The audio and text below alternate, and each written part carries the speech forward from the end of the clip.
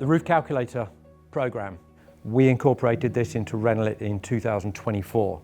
And again, this has been a big tool for us, for our contractors of providing this service for our system, not just mechanical fasten, for adhered projects as well, to make sure that what you're installing is done in a correct way. You get that document, and it's all based on the information that you give us. If you give us the information that's correct build-up, correct details for the project, correct dimensions of the building, you get that document back with all the relevant wind load information that is a bit of an estimating tool as well. So apart from it complies, and it's a requirement if you do a mechanically fastened or an adhered system, it calculates the fasteners for you for your guys on site, but also for your estimating, it will give you which fasteners they are and the number of fasteners.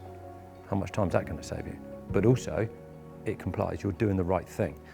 If you've given us the correct information and we've done that wind load calculation for you, and the roof fails, it's not your problem. We've done it through the wind load calculation, as long as we've got that right information, but you're doing the right thing.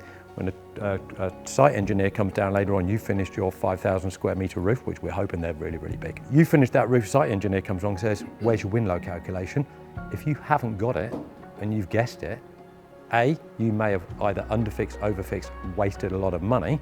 B, chances are he's going to get you to refix it. So he's going to want to see that, and more people are asking for this. But if anything, estimating really makes you sharp on your pricing as well. Because I can only say from experience, if you're estimating and tendering for a large job and you're guessing, chances are you're overfixing. And if you're competing against somebody who's doing a wind load calc, he's going to be a lot better priced than you are, and you could lose that job. So use it as an estimating tool as well, and you're doing the right thing.